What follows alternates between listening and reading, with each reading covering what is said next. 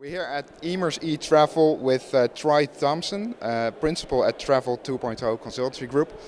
Troy, we had a discussion about the future of tour operators. What is your view on that? How can they survive in this new digital area?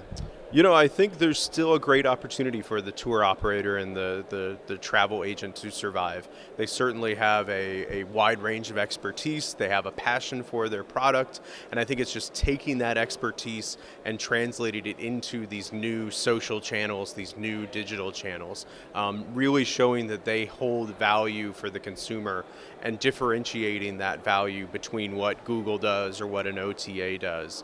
How each one of them do that individually is up to them, but I think certainly the passion is there, the knowledge is there. If they can harness all that and put it together, they certainly will survive and thrive in this market. Do they make it more human than a Google can? I think so. I think that's exactly the point, is to make it more human. Show that they've actually been there, that they know the destination, they know the people in the destination, they can tell you the things that Google cannot.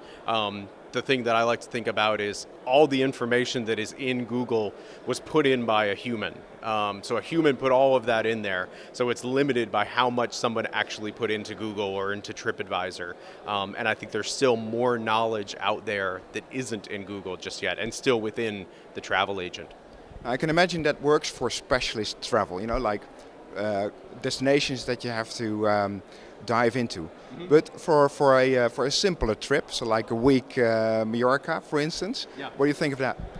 You know, I think that's more of a challenge, certainly. There's probably going to be some travel agents that might lose out on this simply because they may not be as specialized, and there might be chances or might be times when Google is a more powerful tool for them. But I think on the whole, certainly that passion and that knowledge will see them continue to set themselves apart.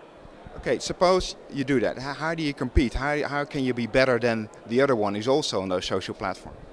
I think it's about being smarter than them and not extending yourself too far. I think that's part of the trick right now, is that people feel like they need to be everywhere, especially on the social platforms.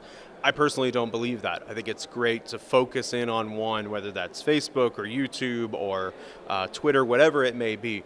Focus in on that, be absolutely great at that platform rather than being average at 4 or 5 platforms. Yeah. Which one would you choose? I think you have to start with Facebook. I mean, there's just the audience is there. There's 230 million Europeans on Facebook right now. There's another 200 million Americans or North Americans. There's a huge population. I mean, they're getting close to 1 billion people. So while I don't think you're going to reach all billion people, certainly your audience is going to be there. Thanks very much. Thank you. Pleasure. Cool.